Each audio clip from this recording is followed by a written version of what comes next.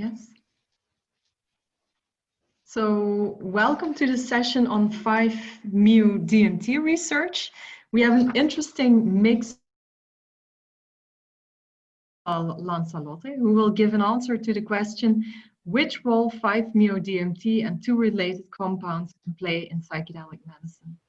This talk is followed by a talk on the effectiveness of ibogaine and 5-MeO in treatment of PTSD by Lynette Averill. And we will end with Livia Goto Silva, who will tell us more about the effects of 5-MeO on brain organoids. And after that, we will have a Q&A. So post your questions in Zoom and I will collect them, and then I will ask them to the speakers. My name is Kim Kuipers. I'm the moderator of this session, and I hope you will enjoy this session. So the first speaker is Rafael Lanzalotte. He's a therapist at Innate Path, a cannabis and ketamine-assisted somatic therapy clinic located in Denver, Colorado. He received his Master of Science in Counseling at the University of Wyoming, and his interests are the use of psychedelics paired with therapy for increased resiliency, mental health, and wholeness. Rafael, I'm going to shut up and give you the stage. Thank you. Let's see. Let me see about sharing the screen. If I do this. Does that work for everyone? Perfect. Okay. All right. Well, welcome and thanks everyone for being here. So I'm going to be talking about the psychotherapeutic potential of short-acting tryptamines.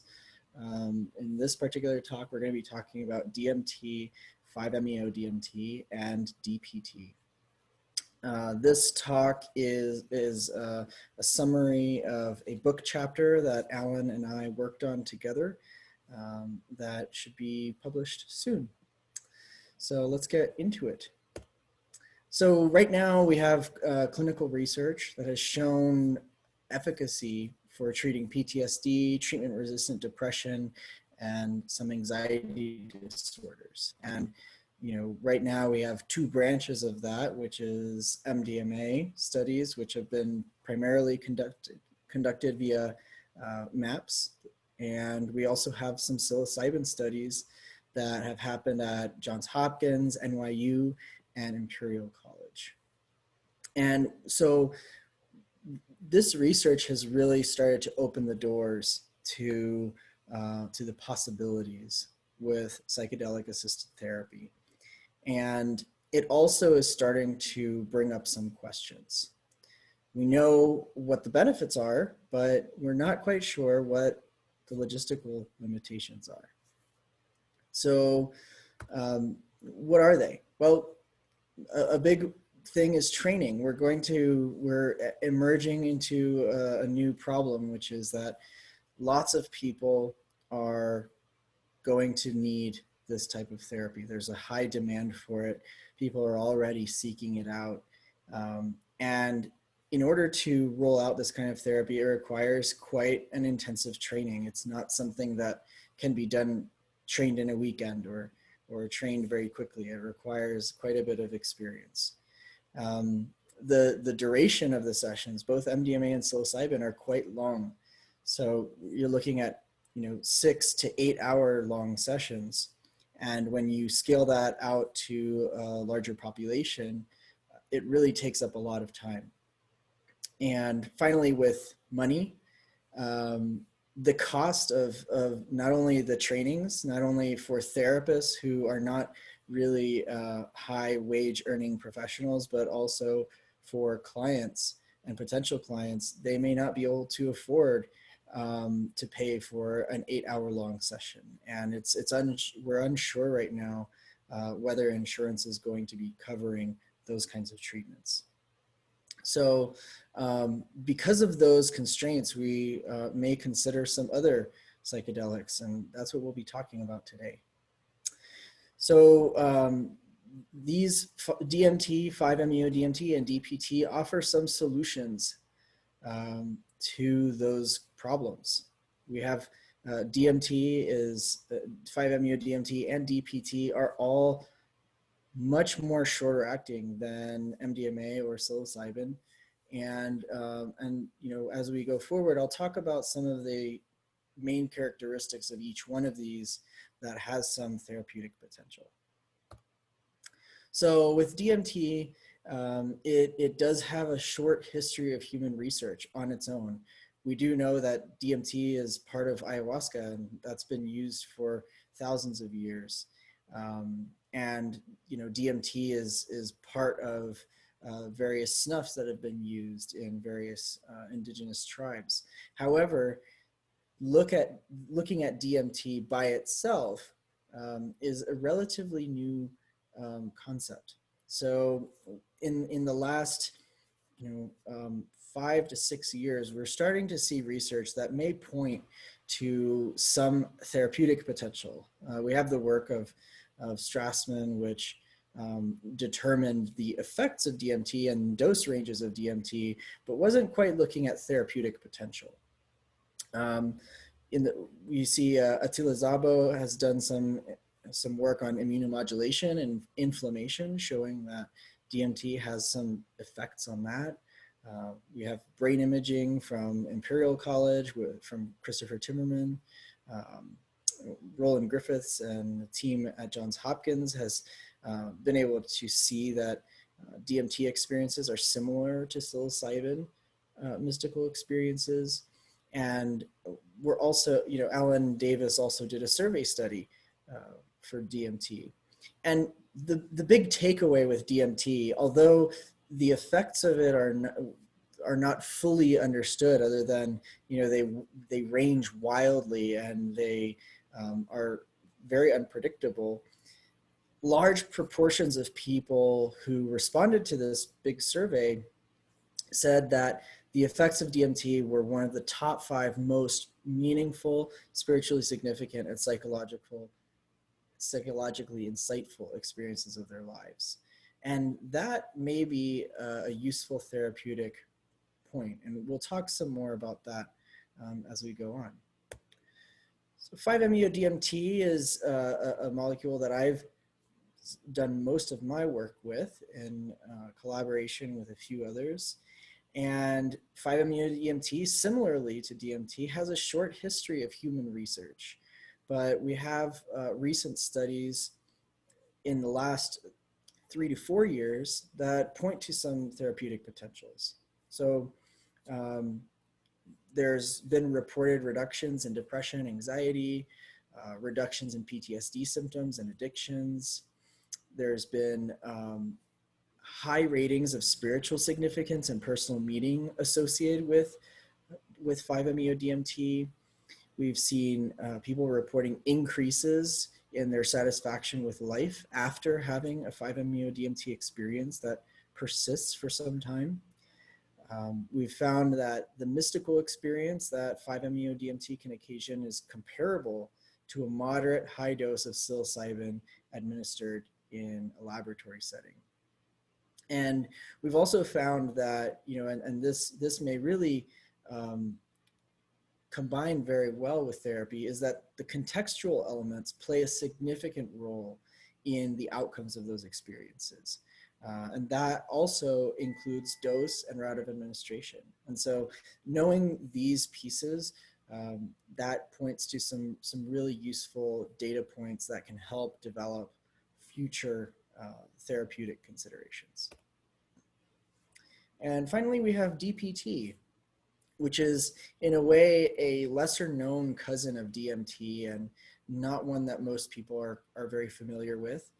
And although it's not one that a lot of people know about, it actually has more clinical applications and more clinical studies than any of the previous 2 compounds. So, its history is a bit difficult to track down, but it was originally thought to be useful for alcohol use disorder, which is similar to what LSD had been used in the past.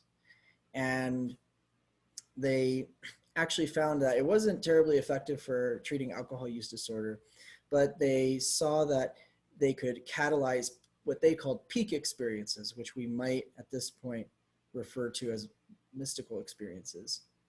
And they also found that lower doses of it were an alternative to LSD because it didn't last as long as LSD.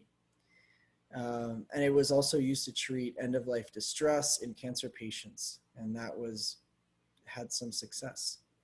So with DPT, similar to 5-MeO-DMT and DMT, it has this ability to occasion peak experiences. And I think that has been one of the primary mechanisms that has been looked at. I think going forward, it may be useful to consider that there's maybe a bit more beyond the peak experience or the mystical experience that's producing change. And so a lot more research is needed, and especially controlled clinical studies where we can look at a more wide variety of variables in understanding that. And I'm going to leave you with a quote here from Alexander Shulgin, a chemist who synthesized and discovered hundreds of different psychedelic compounds. He said, "I understood that our entire universe is contained in the mind and the spirit. We may choose not to find access to it. We may even deny its existence, but it is indeed there inside us, and there are chemicals that can catalyze its availability." And so just choosing that to really bring awareness to, there are many different molecules and there's many different methods, but ultimately what's important is really connecting to oneself. I do have one last slide of acknowledgements. And I'd like to thank Alan Davis and Malin Utag, both collaborators and people who have contributed to this research. So thank you. Thank you, Rafael, for your talk. We will continue with the next talk, and we will have the Q&A of your presentation later on. So our next speaker is Dr. Lynette Averill, and she works as an assistant professor of psychiatry at the Yale School of Medicine. She has an expertise in translational clinical neuroscience, specifically pharmacoimaging trials, in which she evaluates rapid-acting glutamate-based drugs like ketamine on reductions in suicidal ideation and cognitive function, and the neural underpinnings of these behavioral changes in stress-related psychopathology. And today she will give a talk about a survey-based study she has done in veterans with PTSD. Lynette, the stage is yours. Thank you very much. I had submitted the pre-recorded talk, so I was planning to just kick back and and listen today, but I'm delighted to go through this again. So very happy to be here. Of course, would have loved to have been there with everyone in Amsterdam, but very pleased to be here today and sharing the stage, so to speak, with my fellow panelists. I am going to talk about a study that was recently published where we explored ibogaine and DMT, 5-MeO-DMT, as a treatment for special operations veterans with PTSD. Just very briefly, I have nothing to disclose. All opinions are my own. In terms of just brief background, special operations forces within the US military are really the elite of the elite. So these individuals are generally selected because they have demonstrated significant physical and emotional fortitude, have sort of been at the peak of performance. They go through an incredible amount of training, both in terms of combat training, resilience training, etc., and generally are selected for some of the most high profile and often some of the most dangerous missions within the military. Often have a large number of deployments with relatively small amount of time for debriefing or recovery, and really are at significant risk, even perhaps more so than general military veterans, to exposure to trauma and severe chronic stress. As is the case with all veterans, of course, there's significant risk of mental health concerns, particularly trauma and stress-related psychopathology. Research suggests that rates of PTSD are relatively similar to other veteran groups, yet this group is perhaps even less likely to seek treatment due to mental health stigma and all of these sorts of things. Of course, there are high rates of suicidality, concerns with treatment resistance, given the very chronic nature of the trauma exposure. And we know that really across the board, treatments that are very effective and certainly rapid acting, but even effective for all trauma groups, and certainly for those who have more sort of complex trauma, really are very limited. There are, of course, traditionally available antidepressants, as well as some trauma-focused psychotherapies that do work well for some individuals, but unfortunately, many, many people are left with significant residual symptoms, and there's really an urgent need for novel, effective treatments. So there's been a considerable shift, even within the last couple of years, but I'll say within the last 10 years, sort of a growing interest in psychedelics. And I think, as Raphael mentioned, certainly some of these are getting much more attention than others. So certainly there's a large body of research around MDMA, growing literature around psilocybin, and certainly a large body around ketamine, though ketamine is a bit different in terms of psychedelics. And why I think there's so much interest in these is that they really, there are centuries of evidence that suggests that they work, but also that they really target both pharmacological or sort of neurobiological mechanisms, as well as sort of profound psychological mechanisms that the traditionally available antidepressants don't seem to get at, or certainly don't get at in such a significant way.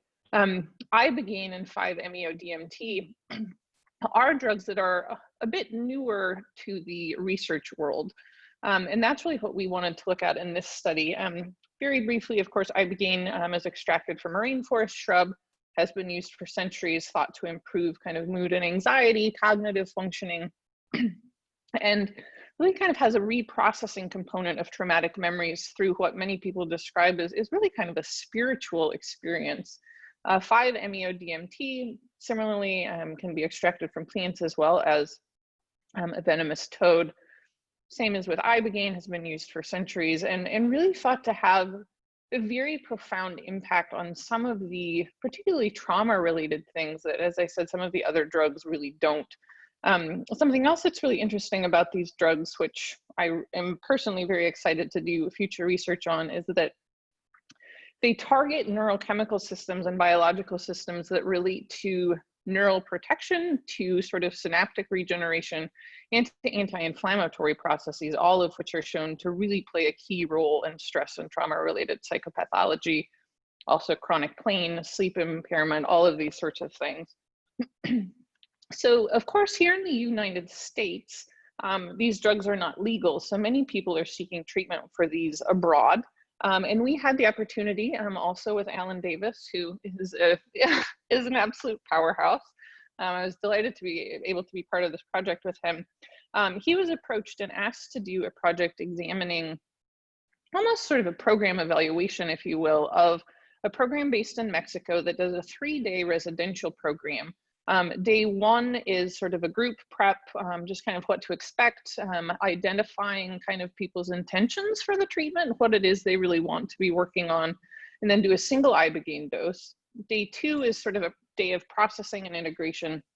And day three is a little bit more sort of group prep, planning for the 5-MeO-DMT doses, and then people receive generally 3 doses and then can go up to 5 depending on how much of a kind of an actual psychedelic experience they're having, and then additional integration. And the program was sort of interested in, ultimately, is this useful? What are people reporting in terms of symptom changes and these sorts of things?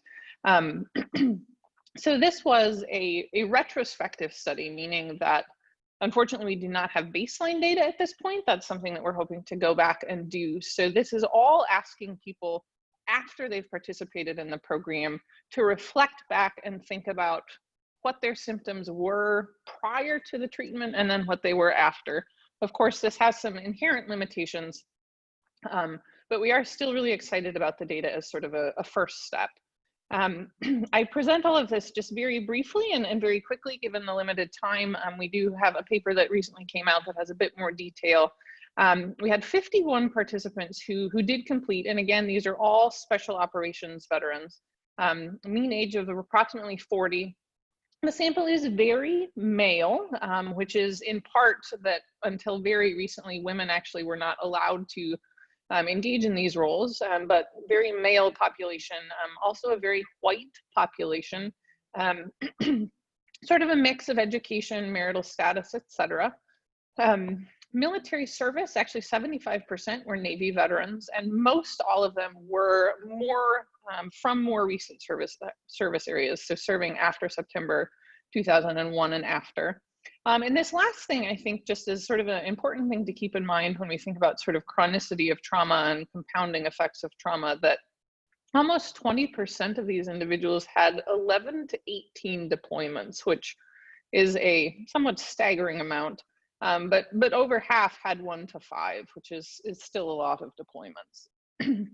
So I won't go into great detail on this again due to limited time, but really what this slide shows is that all of these veterans reported huge effect sizes. So effect sizes, of course, being the change from pre-treatment to post-treatment, and really across the board. So very significant change in PTSD, depression, anxiety, cognitive impairment, suicidal ideation, and psychological flexibility. The effect sizes, the Cohen's D, are there on the far right side of the screen. I hope that's right for you. And if you aren't familiar with effect sizes, again, this is just suggesting people are saying really large improvements in these symptoms. Interestingly, I think Raphael commented on a couple of these things, but veterans also reported that these experiences were among the top 5 most personally meaningful experiences of their entire lives, that they were spiritually significant, psychologically insightful, that they really promoted kind of a shift in a positive direction in terms of just well-being, life satisfaction, life's purpose, life's meaning, etc. So really had a kind of a holistic improvement for many of these individuals. So what does that mean? Of course, as I said, we know that there is really a crisis in terms of PTSD treatment, not only for military veterans, but really across the board. We do not have effective treatment for people who are dealing with significant trauma.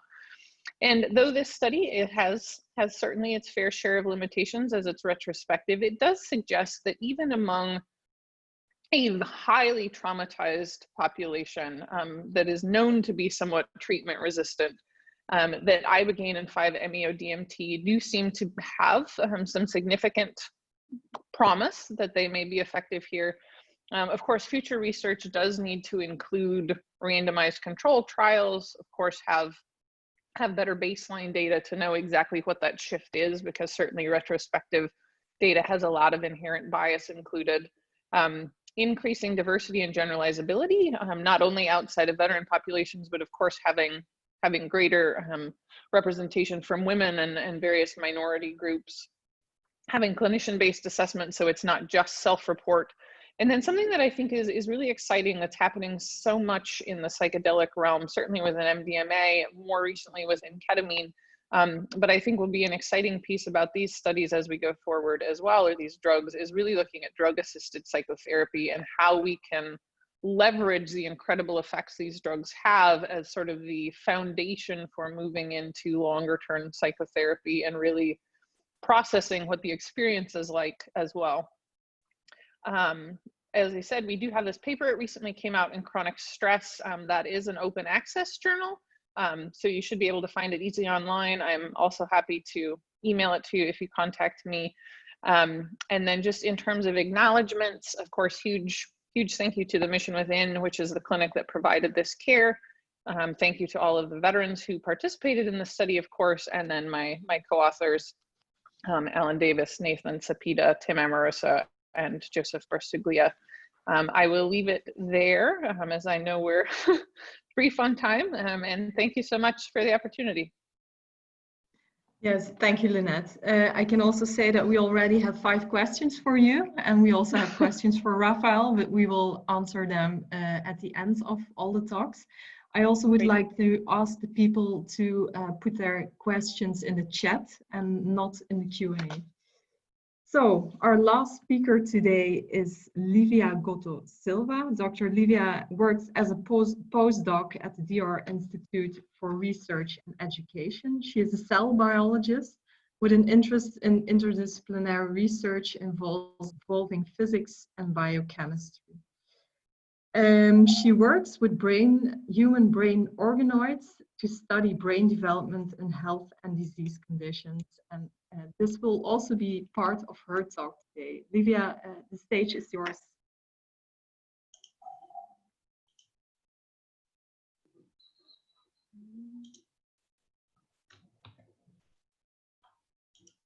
Hi. So I'm starting to share the screen.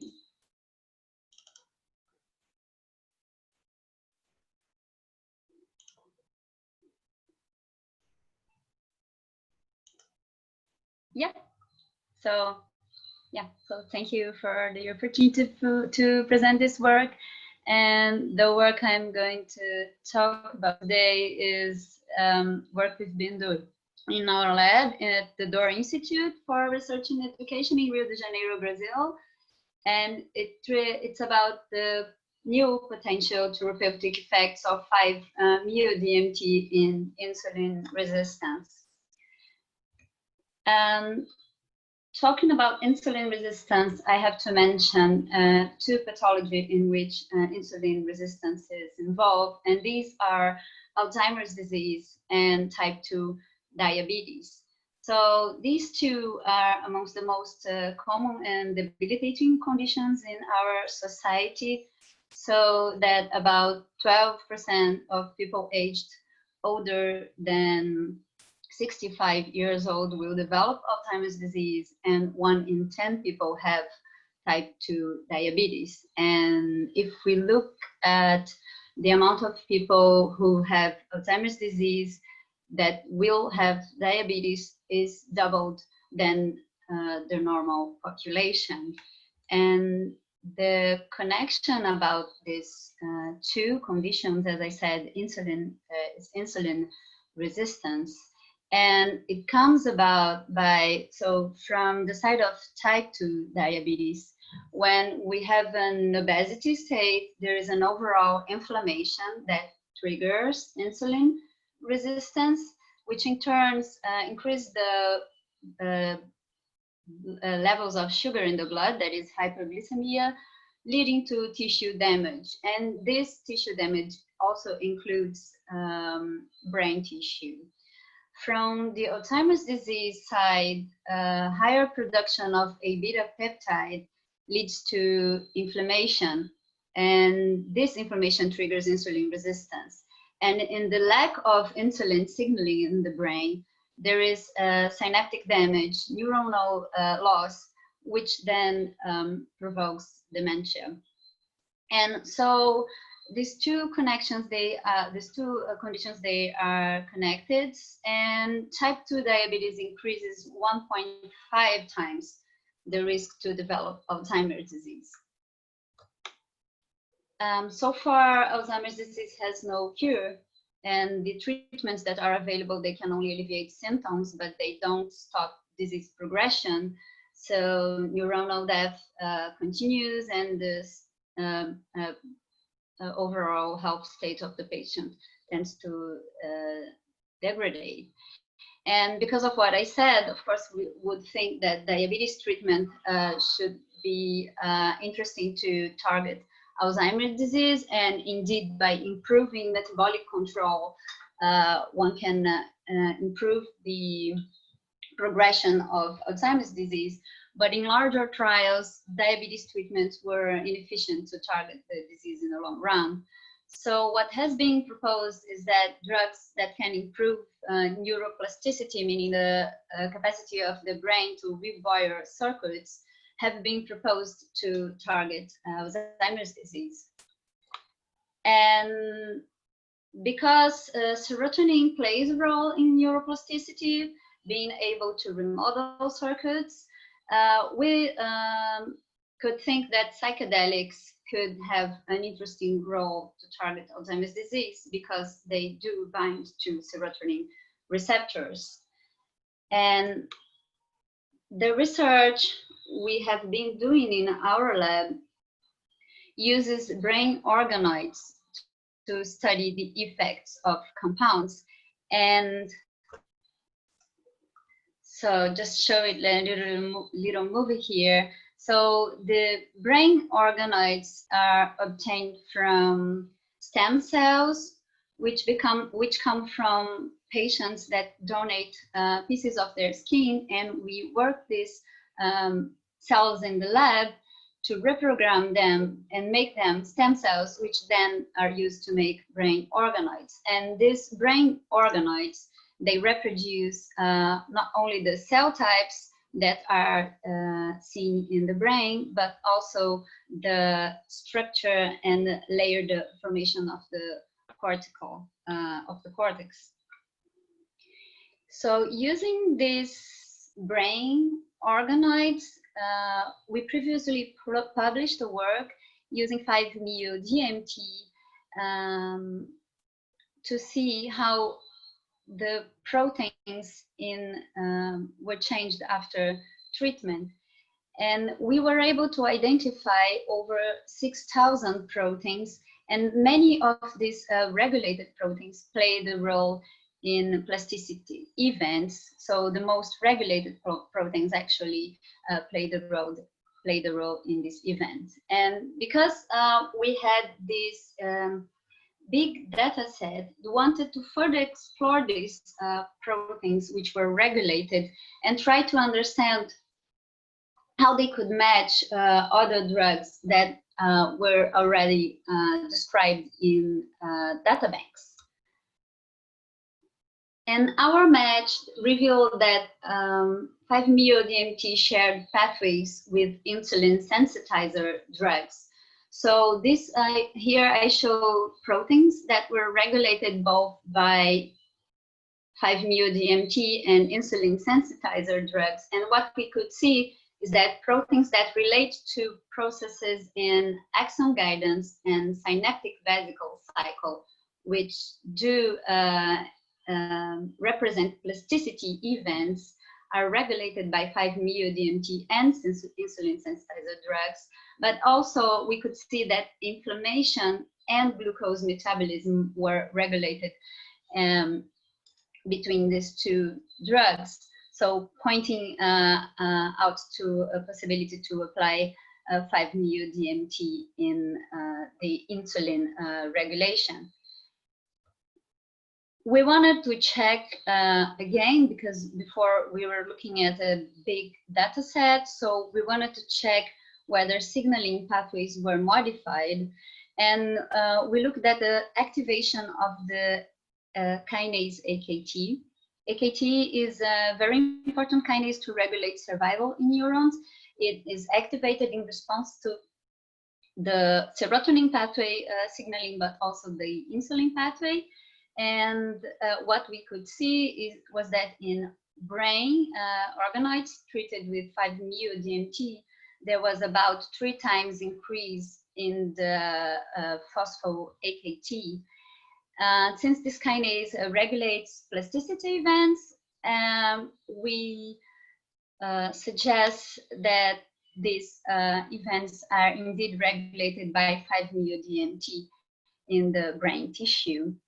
So one other thing we wanted to look at, since we saw that 5-MeO-DMT overlapped insulin sensitizing drugs in glucose regulating pathways, was if 5-MeO-DMT could regulate blood glucose as well. And in order to do that, we treated mice with the 5-MeO-DMT after fasting. And what we saw was that 1 hour after treatment, the levels of glucose in the blood were reduced. So also suggesting a role for 5-MeO-DMT in regulating blood glucose.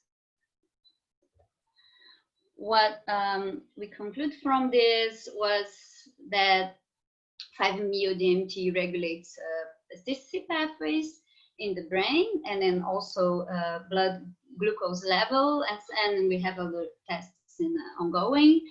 And we suggest that because 5-MeO-DMT could have this two-sided regulation, it could have a possible role in treating Alzheimer's disease and the associated type 2 diabetes. With that, I'd like to thank to my lab in Rio de Janeiro. This is so I'd like to thank Stephen Tim, my boss, and Isis and Juliana from São Paulo, who helped setting the grounds for these ideas, and also our collaborators from other sides of the country who helped in discussions and also in the experimental part. And thank you. Thank you so much, Livia. So let's proceed to the Q&A because I think we only have 7 minutes left. I also saw that Lynette was able to answer some of the questions. I do not know, she answered them in the Q&A, so I do not know whether everybody can see the answers, but it was about the measures of psychological flexibility she used. She answered that. It was the AAQ2. There was also a question about whether it was individual or group therapy, and it was therapy in small groups. And there was also a question about was the improvement due to the treatment? Was it due to? Lynette, can you put that in very briefly? Because I have written up a lot. You stated I cannot conclude about it with my research, but it's a mix of both due to the increase in strength and salience of traumatic memories and the better way of regulating emotions. That is why you see this treatment effect. Yeah. Yeah, that would be my assumption that it's because people experience such a sort of holistic improvement and shift that it's not simply an improvement in symptoms, but also if people are feeling that they have had a significantly profound spiritual experience, it's likely that sort of just generally beliefs about themselves, about the world, about their place in the world that relate to many sort of trauma-related things, certainly in terms of trust and safety and, you know, all of those sorts of things are going to be impacted. And I think that then will alter how people cope with strong emotions or traumatic experiences if they feel triggered or those sorts of things. So I really would think that it's a combination of the two. Mm-hmm. Mm-hmm. There was also a question for Raphael. Somebody asked about whether all these substances have similar plasticity enhancing properties. So 5-MeO, DPT, DMT. Sure. Yeah, that's a good question. You know, there's not a ton of data on that particular aspect with all of them, but we do know that, like for example, 5-MeO DMT has shown to create increases in BDNF, which, you know, is one of the factors that is responsible for new cell division and growth in the brain. You know, I think in terms of, I think DMT also is known for how it can really change people's concept of reality and you know, expand and create more flexibility in terms of openness. And I think peak experiences in general have that capacity. I think that's one of the, you know, strong qualities of a mystical experience or peak experience is to have more of that psychological flexibility. Mm-hmm.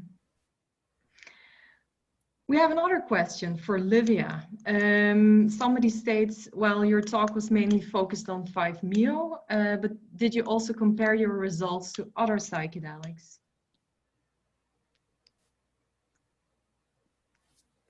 I think you have to unmute.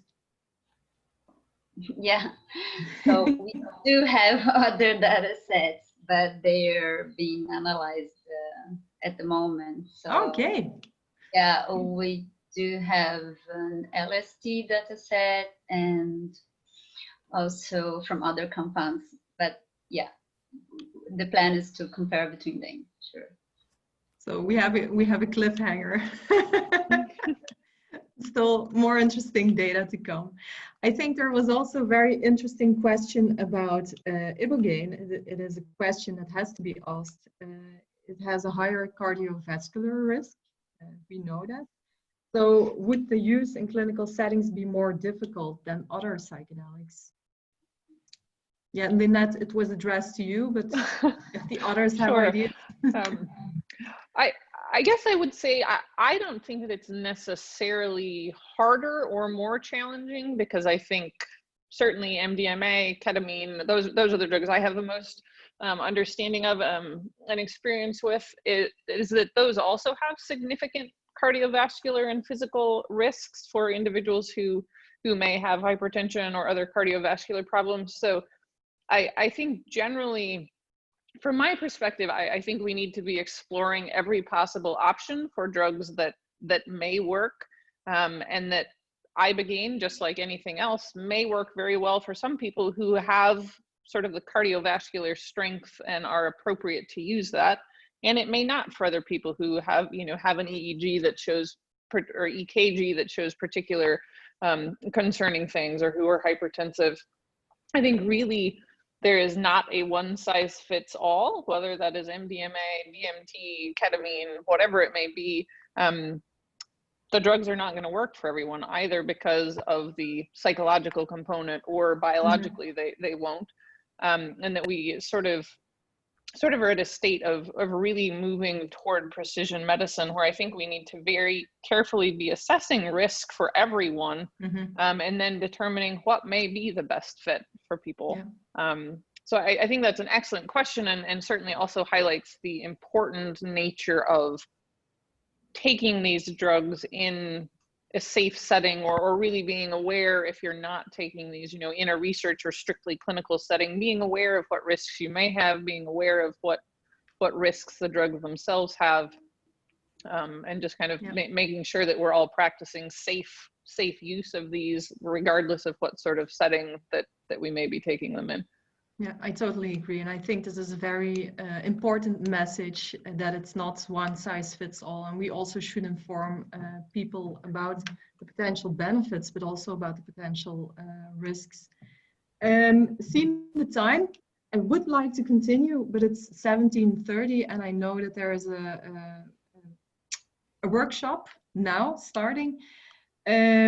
So if it's okay with you, we will close the session. There were some additional questions, but I do not know whether where it can be answered, perhaps in the app. Perhaps people can continue in the WOVA to ask you questions. I do not know whether that's okay with you. Sorry. Oh, there's yours. Yes, I'm here also. Yeah. Sorry, yes, people can join the multi-room. Sorry, let me turn on my own audio here. Thank you very much for this fascinating track. There are multi-rooms that people can open in the community board. If you go to the top, there's an option to create rooms, and you can continue the discussion in person there in small groups. Thank you very much for this fascinating, multidisciplinary, multi-continental track. Thank you for moderating. Thanks to all the presenters. And I just wanted to share that we do have a breathwork workshop that will be starting now in the Shogun stage. So you should be able to find it in your agenda. It is a mild breathwork experience. There are some counterindications, so please look out for that. And again, thank you very much, and I'll see you back either at the breathwork workshop or at the next tracks that start in half an hour. Yeah, thank you, Joost. And thank all of you. Thank you, and guys. Thanks also to the attendees. Bye. Bye.